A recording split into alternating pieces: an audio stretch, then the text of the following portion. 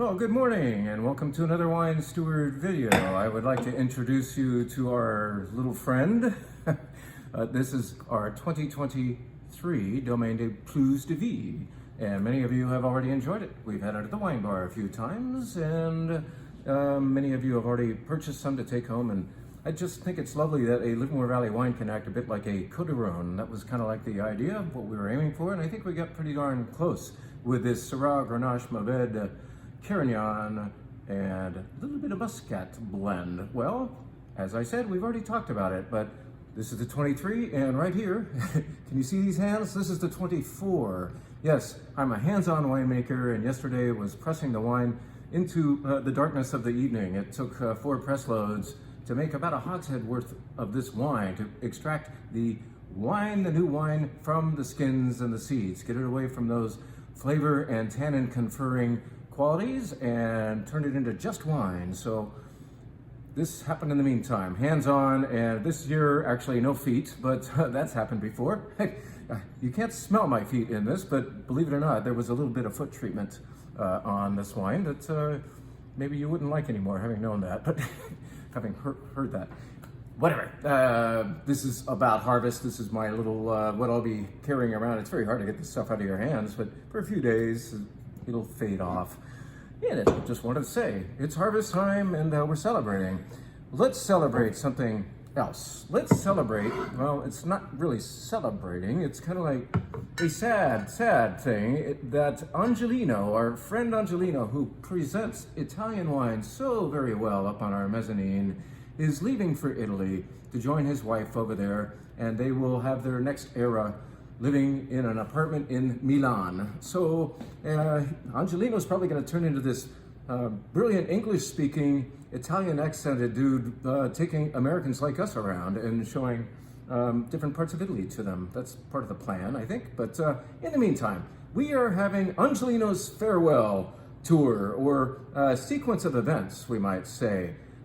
Letting you know right now, we've already sent an email about it, but the email went out on Saturday, and so many of us don't read emails on Saturday, so I'm going to resend it today. I'm putting it on the video now that Angelino himself will be with us on the mezzanine one last time as a sit-down presentation-style tasting/sales event on next Wednesday night. That's October 9th. Now, you know that we do those events with about 13 different wines. Angelino and I have yet to choose about 3 or 4 or more of them. On the previous evening, October 8th, we, Angelino and I, and a lot of you happy few, will be out at Terra Mia restaurant in East Livermore on East Avenue, and we will have a beautiful dinner lined up with 8 of those wines. So in other words, we're gonna let you get to hang out and say farewell to Angelino 2 different ways in October. Actually, there's a 3rd way, but I won't let on about that yet. Let's just keep track of this. Next Tuesday night, I believe that's October 8th, Angelino and myself out at Terra Mia restaurant for a wine and Italian wine and food dinner, and the food's Italian too. Very nice food out there at Terra Mia. And the very next night, if you enjoy our sit-down presentation style tasting/sales events, you can join us up here on the mezzanine. Angelino will be right back here. Both times he'll probably bring his guitar along and sing a song or two while you are sipping beautiful wines from Tuscany and Piemonte and who knows where else. Actually, I know where else, but 2 of these wines I believe will be shown. We might be showing this Lombardy, Brunello di Montalcino. I know we will have 2 wines from Tuscany. We are also going to have the newest vintage of this beautiful Pinot Bianco from Alto Adige, a great fall wine. Yes, if you came to the Terra Mia event or Angelino's last event, you did have perhaps this Pinot Bianco, but not this vintage. This is the newest stuff. It's delicious. I call it a fall wine because it's got a little more generous fruit to it, a little more mouthfeel than you would get from a zingy Pinot Grigio or Vermentino. It's got that comfort that you want with the fall comfort wines. Anyway, next Tuesday out at Terra Mia with Angelino. Next Wednesday right up here on the mezzanine with Angelino. And something else is going to happen with Angelino later this month, but I won't let on, right? Sign up today. By the way, the way you sign up for the Terra Mia dinner is you go to their Eventbrite link, which I will be providing on our newsletter coming out any second now. All right, this video and that link will happen on an email that I will be writing in as soon as I'm through with this. So you sign up for that dinner through Terra Mia, okay? You sign up for the mezzanine event through thewinesteward.com. All right, let's tell you about a beautiful wine that we've been selling, but we just need to be reminded of good things sometimes, I think. And I was reminded of this on Sunday night when, in fact, we put on an event, a private event for a very special birthday girl, a 60-year-old woman, and she doesn't mind telling people her age. We were celebrating a milestone birthday with Kim, and one of the wines she chose to enjoy that evening was Les Pallières Gigondas. You may have heard of this before, but let's tell you the story real quick. This is from the southern Rhone Valley of France. Gigondas is the name of the village. The winery is nearby, and the wine is called Gigondas because people in France tend to associate place names with their wines, not necessarily grape varieties. This is in fact a Grenache Syrah Mourvèdre. You can think of it that way. We like to think of it the French way. It's from Gigondas. Where is Gigondas? It's very near a slightly more famous place called Châteauneuf-du-Pape. Within Châteauneuf-du-Pape, there's a very, very famous winery called Vieux Telegraph. In fact, the Vieux Telegraph label looks a bit like this.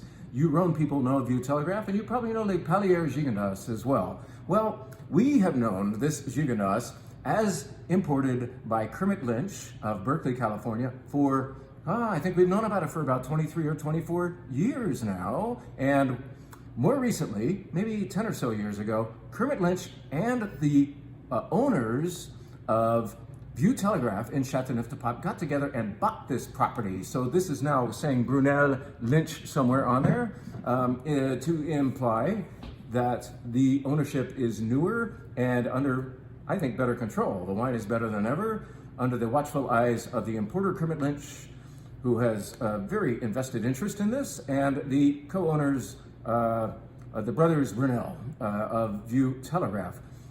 Let's just say this plays very nicely like a Châteauneuf-du-Pape, but I think it's a little skinnier, and sometimes I like Gigondas better than Châteauneuf-du-Pape, frankly. It's not as big and broad-shouldered. It is more precise. It's very beautiful, elegant Grenache Syrah Mourvèdre, if you want to think of it that way. I want to think of it as damn good Gigondas. Les Pallières Gigondas. Let's tell you briefly what is happening on the wine bar. Can't be too brief about it because this is cool. You know, we jump around sometimes when we do these tasting flights. Sometimes it's a collection of reds from all over the place. But I really love it when we have a theme. So let's tell you about the white wine theme, as a matter of fact, because that is very thematic this time too. They are all going to be made of one particular grape, what I call the best grape in the world, and I'm just being a little facetious by saying so, but really trying to invite a conversation. Jim, why do you call Chenin Blanc the best grape in the world? Well, let's talk. Let's talk at the mezzanine. You know, when you visit, we'll talk. In the meantime, let's just speed through this. This is Bloodroot. This comes from a single vineyard, Heringer Vineyard in Clarksburg. Where is Clarksburg? That's in the Sacramento River Valley. Yes, Merlot and a couple of other grapes are outplanted compared to Chenin Blanc, but this is in fact a bastion for that formerly maligned grape. The grape that still is climbing back into esteem. Well, we're doing a big favor to Chenin Blanc. Actually, it doesn't need a favor. It just needs exposure by putting it as an all Chenin Blanc flight. Okay, so Bloodroot from Clarksburg, Sacramento River Delta. This wine takes us down to sideways country, so to speak. This is Lieu dit. Lieu dit is actually the Burgundy term for a particular place, a particular wine location. It's not necessarily Premier Cru or Grand Cru, but it is a named vineyard, Lieu dit. This is from a vineyard in Happy Canyon of eastern Saint Ynez Valley. Okay, so Lieu dit is next, sideways country. And next we go back to Clarksburg. We did show this a couple of weeks ago, but the wine is delicious. It's also gone to our White Wine Club recently. This, as you can see, says nothing on the front, but all the info's on the back, and you find out this is made by 3 Wine Company, the proprietor of which is Matt Klein, and this is a beautiful fruit-forward dry, but crisp and lively, a lot of orchard fruits happening in this beautiful Chenin Blanc from Clarksburg. Great place for Chenin Blanc, I guess. let's go back south. We keep going up and down, up and down. We're going back down to Santa Barbara County, this time to the Santa Maria Valley within Santa Barbara County. It is a subregion thereof. And Foxen has been making great Chenin Blanc for many years, and always from this particular vineyard, Ernesto Wickenden Vineyard in Santa Maria Valley. Very old vines happening there. This works every year. It should stay on the wine steward shelf all the time. As long as they can supply it, we should have it down there. I really want you to know this wine. It is a steady. It's a beautiful, crisp, dry Chenin Blanc, maybe a little more reluctant, a little less obvious than some of these other Chenins. It's a little retreated. I think that's fine. It's a little evasive. Let's put it that way. It flirts. Finally, we will finally go to France for the finale. And this takes us to, I think, the greatest Chenin Blanc place in the world. Within the Loire Valley, there is, of course, Vouvray, Mont-Louis-sur-Loire, Saumur, and nearby, this place called Savinier. And maybe you don't know Savinier because it's smaller and you don't see it as often. We don't see it as often. This is beautiful wine, a great way to finish off the Chenin Blanc flight. All right, let us tell you quickly about what's happening in the red flight. Let's give it away right now by putting Dreamcoat from Santa Rita Hills in front of you. What grows especially well in the Santa Rita Hills, or at least what is that area, that subregion of Santa Barbara County best known for? Chardonnay, yeah, and Pinot Noir. This is Dreamcoat Pinot Noir. It is so pretty. I have it right here. Oh, what a nose. This is the flight where we invite you, we encourage you, actually we require you to smell your wine. I've had it with people who just pop the cork, pour their stuff, and forget to smell it on the way to the mouth.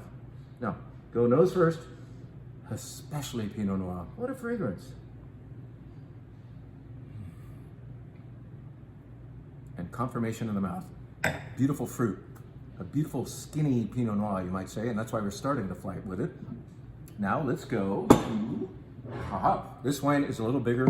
It growls a little bit, just like the bear on the label. Growling means it's a more assertive, it's got a little more crunch, and I don't want to call it ragged necessarily, but it's more furry and burly. Furry? It's really beautiful wine from Eric Kent from Sonoma Coast. Okay, next wine.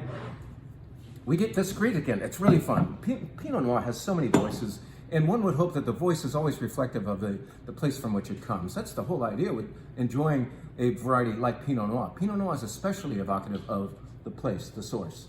Now, this wine is, in fact, a new one for us. It's called the Weiss, and it comes entirely from Carneros in the Napa Valley. You know, Carneros could be Sonoma, it could be Napa.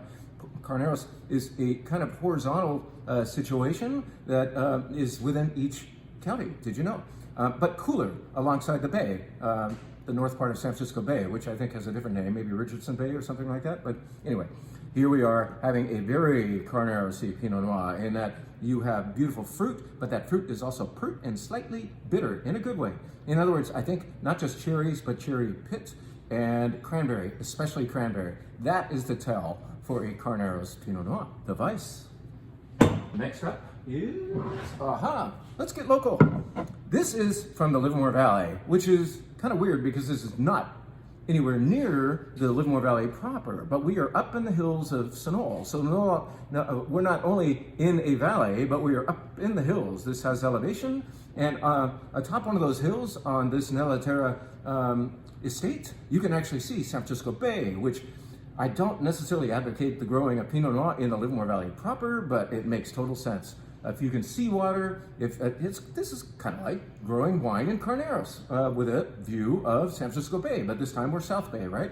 This is Nella Terra Pinot Noir, and the voice of this one for me is, of course, there's beautiful fruit, but there's a certain sense of beguiling muskiness happening as well. That's as close as I've gotten to being able to define this extra thing that's happening in Nella Terra. I'm still working on it. It takes practice.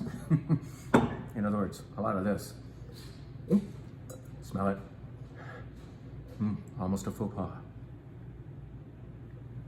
What is the last wine in our flight? Well, let's stick with that idea of Foxen.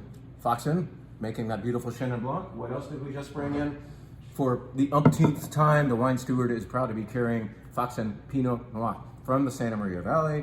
This is beautiful, beautiful wine. I never saw a new barrel, only used barrels were employed here because we didn't want a lot of wood covering up fruit in this beautiful, vibrant expression of, I think I would say, raspberries this time around.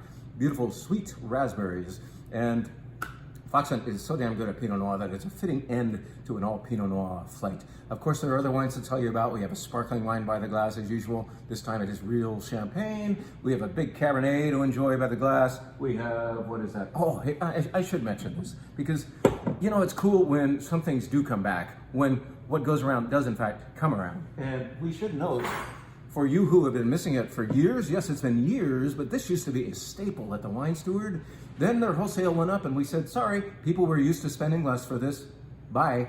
And then finally, a renegotiation, and we're happy again. You will be happy again because we have, once more, from the Los Olivos Vineyard in southern Napa Valley, Maldonado Chardonnay. This is generosity done right. It still plays that way. It's very nostalgic to taste this wine and say, yep, it's still got it. And anyway, I'm just pleased to announce the return of Maldonado Chardonnay as the finale for this. What is this? This is a video. Don't forget to sign up for one or maybe even both if you really want to see Angelino 2 nights in a row. 2 events next week featuring Angelino. One on site, and that's on the 9th, and one off site out at Tiramia Restaurant where you will be eating with Italian food, which is really the way you want to enjoy Italian wine. You will be. Did I say you'll be eating with Italian food? Of course you will be. You'll be eating Italian food with beautiful Italian wine. Match made in heaven. And Angelino playing and singing once in a while. All right. See you soon.